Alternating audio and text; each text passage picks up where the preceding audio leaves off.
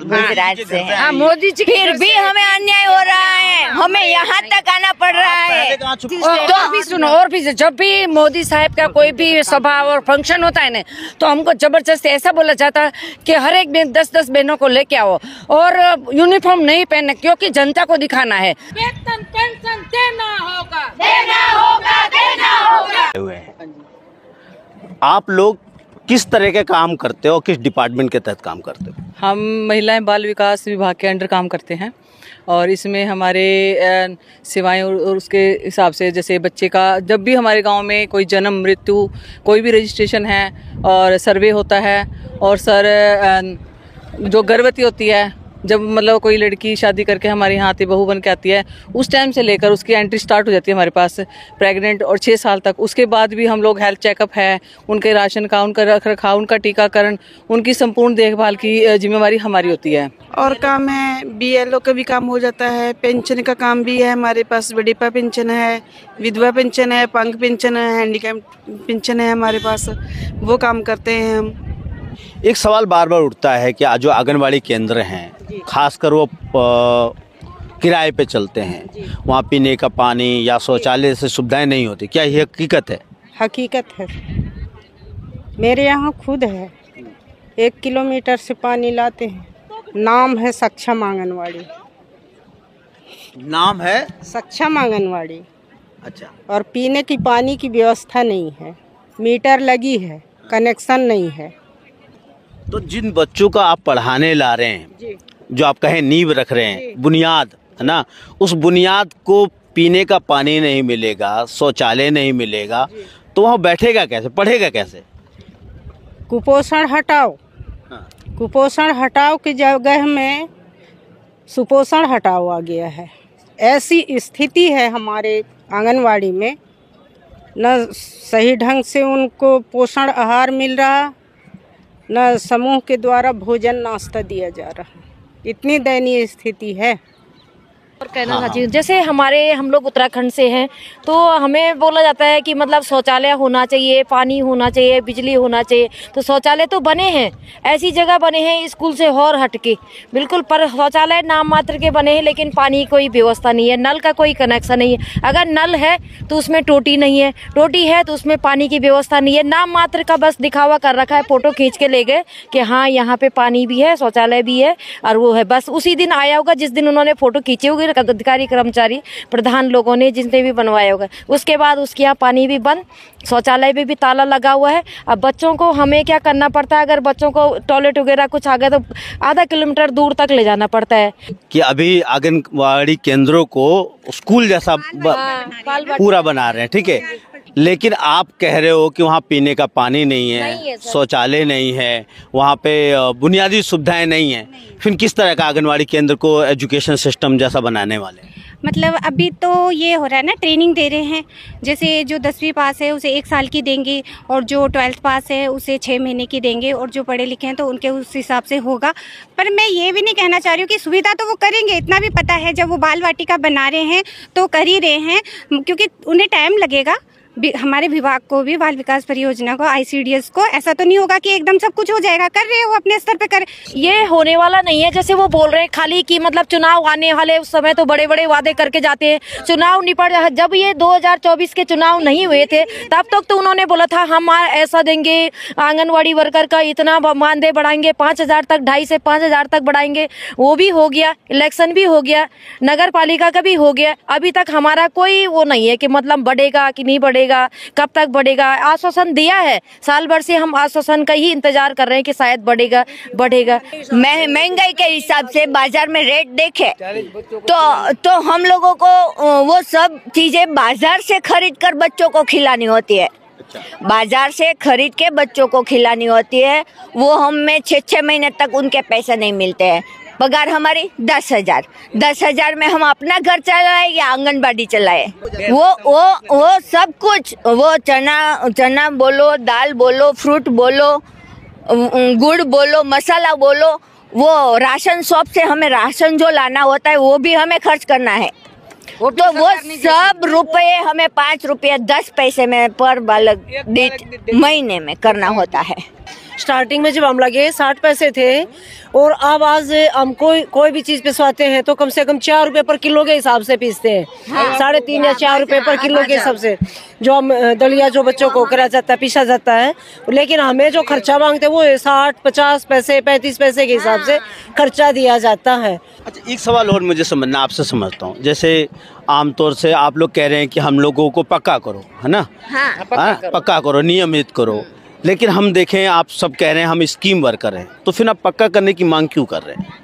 Scheme worker तो वो समझ रहे हैं ना, वो स्कीम वर्कर समझ रहे हैं, हम थोड़े स्कीम वर्कर है। हम तो पक्का करने के लिए बात करके कि नरेंद्र मोदी साहब हमको वेतन बढ़ाए और कायमी कर्मचारी जाहिर करे। हम 50 कोई स्कीम तो नहीं होती ना, 50 साल तक थोड़ी कोई स्कीम होती है। हम तो कर्मचारी है, वो स्कीम वर्कर्स बोल रहे हैं, हम थोड़े स्कीम वर्कर्स है। हमारी स्कीम को 50 साल से ज्यादा हो गए हैं, क्या कोई स्कीम इतने साल चलती है आप खुद ही सोच सकते हैं। तो इसलिए ग्रेजुएटी तो मांगी जानी चाहिए ना।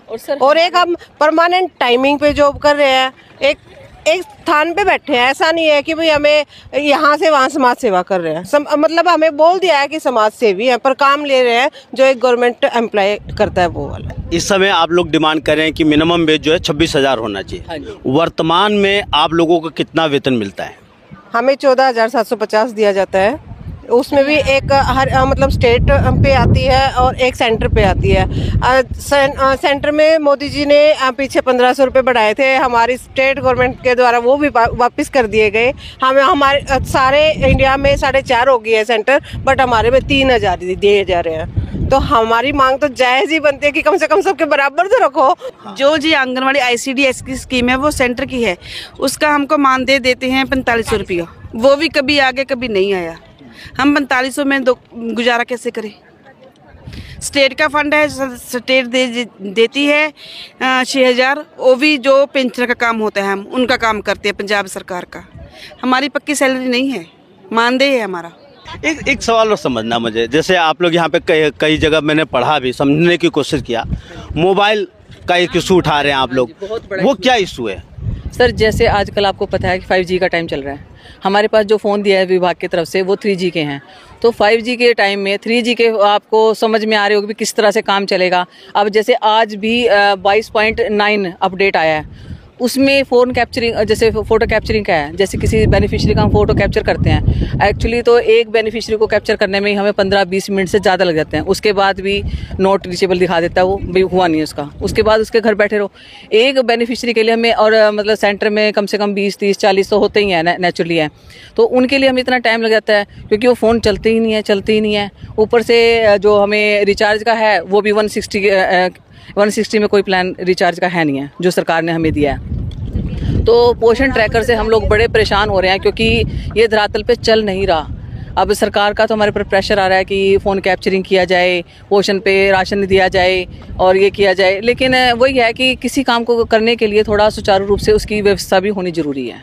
तो जो आंगनवाड़ी हैं या जो हेल्पर हैं, क्या उनको एग्रीटी या ESI, PF वगैरह की सुविधाएँ मिलती हैं क्या? नहीं, कुछ नहीं मिलता सर, कुछ नहीं मिलता, तभी तो मांग कर रहे हैं। अगर मिलता हो तो फिर मांग क्यों करते है ना? ये मुझे ना कुछ बता रही थी, समझा रही थी कि किस तरीके से चुनाव के अंदर इनको लगाया जाता है। तो अब मुझे थोड़ा आप समझाइए मेरे दर्शकों को। मैं लक्ष्मी पंत, उत्तराखंड, देहरादून से। मैं ये कहना चाहती हूँ कि सरकार, मतलब जितने भी सारे, हमारा तो इतना सारा काम है ही करने के लिए, बहुत ज़्यादा काम है, ऑफलाइन भी है करने के लिए, ऑनलाइन भी है सारा काम करने के लिए। तो हम अपने काम के अलावा सारे विभाग का काम हम करते हैं। उसी काम को एक 1.5 लाख वेतन लेने वाला आदमी करता है, उसी काम को हम करते हैं। जो 1.5 लाख लेने वाला आदमी है उसको तो सारी सुविधाएं मिलती हैं और हमें कुछ नहीं मिलता। चुनाव ड्यूटी में टीचर भी काम करते हैं और विभाग से भी काम करते हैं, हम लोगों से भी काम किया जाता है। बोलते अगर तुम काम नहीं करोगे तो तुम्हारी सेवा समाप्त कर दी जाएगी। पहले तो हमें ये समझ नहीं आता कि हम किस विभाग के आदमी हैं, क्योंकि सारे विभाग कहते हैं अगर तुम हमारा काम नहीं करोगे तुम्हारी सेवा समाप्त हो जाएगी। पहले हमें ये समझ नहीं आता कि हम आदमी किसके हैं, काम किसके लिए कर रहे हैं। आपको तो ऐसे हेल्थ, एजुकेशन में भी रखा गया, थोड़ा हेल्थ में भी था, अभी चुनाव में भी घुसेड़ दिया। चुनाव में तो बहुत पहले से काम कर रहे हैं हम लोग, लेकिन बहुत पहले से कर रहे हैं। लेकिन हमारा सरकार से मानना, ये कहना ये है कि जब चुनाव ड्यूटी का सारा भत्ता, मतलब TA, DA सब और कर्मचारी को मिल रहा है तो हमें क्यों नहीं दिया जाता? मतलब कुल मिला के आप कह रहे हैं समान काम का समान वेतन होना चाहिए। वेतन होना चाहिए और उस चुनाव में हमारी एक्स्ट्रा ड्यूटी लगती है, उस चुनाव का भी हमें पूरा खर्चा मिलना चाहिए। मतलब वो भी खर्चा भी नहीं मिलता? कुछ नहीं मिलता। हम जो चुनाव ड्यूटी में काम करते हैं पूरे साल का 6,000 रुपए मिलता है। पानी वानी देते हैं कि नहीं? कुछ नहीं देते। अगर पानी मतलब चुनाव में तो बड़े बड़े होर्डिंग लगते हैं। जिस दिन वोट पड़ता है ना, जिस दिन वोट पड़ता है तो जो अंदर काम करते हैं, जो पीठासीन अधिकारी हैं, जो भी मतलब अंदर काम करते हैं, तो उनको तो पैसा मिलता है खाने के लिए। अच्छा। जो पुलिस वाले वहाँ पे काम करते हैं उनके विभाग से उनके लिए खाना आता है, और जो पार्टी वाले अंदर काम करते हैं उनको पार्टी का खाना आता है। हम भूखे रहते हैं उस दिन। तो आपको तो अभी तक तय ही नहीं हुआ ना कि आप किस डिपार्टमेंट, उनको तो उनके डिपार्टमेंट वाले देते हैं। यही तो हमें शर्म की बात है। शर्म की बात है, मतलब बहुत दुख वाली बात भी है हमारे लिए, बहुत ज्यादा दुख वाली बात है कि हमें हमारे संग या तो हमसे अन्य विभाग का कोई भी काम न लिया जाए, या तो हमसे काम लिया जाता है तो हमें उसका पूरा मान दे दिया जाए, ताकि हम लोगों से तो कहते हैं कि अपने बच्चों को खूब खिलाओ, स्वस्थ रखो, ऐसा करो वैसा करो। हमारे लिए तो कुछ भी नहीं है। मान लो चुनाव का ही दौर चल रहा हो तो भीड़ इकट्ठी करनी हो। अच्छा, ये भी काम चलता है। अभी इलेक्शंस में लाइक पोलियो में, जैसे कहते हैं कि पोलियो में ड्यूटी अगर छुट्टी लेनी है तो नहीं मिल रही है, और भी बहुत सारे काम है जिसमें हम लोगों को लिया जाता है, लेकिन हमारा वो कहाँ है, स्टेज कहाँ है, हमारी स्टेज कहाँ है। ये बड़ा कमाल की बात बताया कि आप लोग जो भीड़ दिखता है नेताओं जी के रैली में, वो भी आप लोग नेताओं जी के ने माना किसी मंत्री का कोई प्रोग्राम है। अच्छा। तो आम आदमी तो बहुत कम लोग आते हैं, ये जो उन्हीं के खास होते हैं वही लोग आते हैं। तो हमें विभाग से आदेश होता है कि सभी लोग वहाँ अवश्य पहुँचे। विभाग द्वारा हमें जबरदस्ती, क्योंकि और लोगों पे तो उनका बस चलता नहीं है, तो हमको बोला जाता है कि आप गाँव से इतने लोगों को लेके आओगे, एक वर्कर कम से कम 50 लोगों को लेके आएगी, आप विदाउट ड्रेस आओगे। ऐसे नहीं कि आप ऑफिस की ड्रेस पहन के आए, आंगनबाड़ी की ड्रेस। आगे तो आप वेतन मांग दोगे तो क्या गड़बड़ नहीं, पहचाने नहीं जाओगे कि ICDS तुम्हें जबरदस्ती लाया है, इसलिए आम जनता की तरह लगोगे। आप खुशी आए पहन के आपका जोश आ जाए, आप कहो कि 26,000 दो। नहीं सर, वो ये होता है ना दिखावा के लिए कि कहीं ऐसा ना हो विभाग बदनाम हो जाए कि फलाने विभाग ने इतने कर्मचारियों को जबरदस्ती फोड़। देश का प्रधानमंत्री, देश का गृह मंत्री को लाखों रुपए तनख्वाह मिलती है, और जो मेहनत का महिला या आंगनवाड़ी कार्यकर्ता जो न्यू है उसको मानदेय दिया जाता है। सर विधायक 5 साल के लिए नियुक्त किया जाता है, उसकी पेंशन लागू होती है। हम लोग 60 साल काम करते हैं, हमारी कोई वेतन नहीं, कोई बताओ अलग से नहीं, सेवा समाप्त होती है हर समय हमारी। भीड़ इकट्ठा करते हैं ना? नहीं सर, हम मतलब जैसे एक विधायक कितनी बार रहता है और मीडिया कुछ नहीं करता। उद्योगपतियों के हाथ का कठपुतली है। सही बात, खरीद रखा है उन्होंने, खरीद रखी है। और जो आंगनवाड़ी के आंदोलन की हड़ताल की न्यूज जो है इतनी सी आएगी, अगर प्रधानमंत्री थोड़ा सा उद्घाटन करता है, जो रूटीन वर्क है वो बड़े बड़े पेज में जाता है। मैं और कहना चाहूंगी, मोदी जी की गलती नहीं बोलना चाहूंगी, क्योंकि मोदी जी मेरे फेवरेट लीडर हैं और हमेशा रहेंगे। वो सिर्फ मैं कहूंगी, जो शायद मुझे लगता है चाहे वो हमारा विभाग है या उनके तक न्यूज ही ऐसी जाती है कि ये काम इतना नहीं कर रही है, पर अगर वो देखेंगे ना कि हमारा काम इतना है तो शायद वो कितना, क्योंकि वो महिलाओं का इतना सम्मान करते हैं। आंखें मूंद के जबरदस्ती अंधे बन जाते हैं कि छोड़ो क्या करना है, लेकिन जब वोट पड़ती तब गांव शहर क्यों आते? फिर तब कैसे पता उनको उत्तराखंड में जाना है तो उत्तराखंड की बोली बोलनी है, कश्मीर में जाना है तो कश्मीर की बोली बोलनी है, बिहार में जाना है तो बिहार की बोली बोलनी है। मैं तो कहूँगी कि मोदी जी छलिया हैं, छलिया है कि जहाँ जाते हैं उसी रंग में रखते हैं, वही भाषा बोलते हैं, मतलब उनको ऐसा इमोशनल अपनी ओर खींचते हैं कि ताकि लोग मेरे हो जाएं। हमारा कहना यह है कि जब हम इतना काम कर रहे हैं, हमें अपने काम से कोई वो नहीं है कि हम काम इतना क्यों कर रहे हैं। चाहते हैं कि मोदी जी वेतन बढ़ा दे। हमारा इतना काम है तो हमारे उस काम के बदले हमें पैसा मिले। दोस्तों, जैसे सभी ने बोला कि 50 साल बाद 1975 में एक आंगनबाड़ी केंद्र खोलने का योजना लाई गई थी महिला बाल विकास विभाग के जरिए। 50 साल होने वाले हैं अक्टूबर में, लेकिन सरकारी विभाग के तहत काम करने वाले ये आंगनबाड़ी वर्कर लगातार कई सालों से मांग कर रहे हैं कि इनका मिनिमम वेज दिया जाए। लेकिन एक बात समझनी है, अलग अलग राज्यों में अलग अलग तरीके का मिनिमम वेज कह सकते हैं मानदेय दिया जा रहा है। कहीं पे 9,000, कहीं पे 14,000, कहीं पे 12,000, कहीं पे 5,000, कहीं 7,000। ये पूरा जो चक्रजाल फैला हुआ है, जबकि हमारे देश की सरकार GST के नाम पर सभी से, चाहे अमीर हो चाहे गरीब हो, वो टैक्स ले लेती है करोड़ों रुपया। लेकिन मजदूरों को वेतन देने की बात आती है तो एक समान वेतन लागू नहीं करती है। ये वो मजदूर है, मैं इन्हें मजदूर कहूँगा, और ये दर्जा मांग रही हैं। मजदूर भी नहीं, ये मजदूर इसलिए हैं, ये अपने श्रम से इस देश को सींचती हैं। हर एक वर्कर जिसको मानदेय मिले या वेतन मिले, जो अपने श्रम को बेचता है वो मजदूर है, सिर्फ गड्ढा खोदने वाला मजदूर नहीं होता।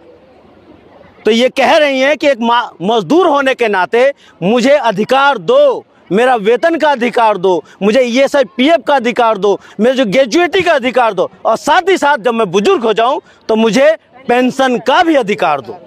तो समझना यही है कि जो मौजूदा व्यवस्था है मजदूरों के अधिकारों के लिए काम नहीं करता।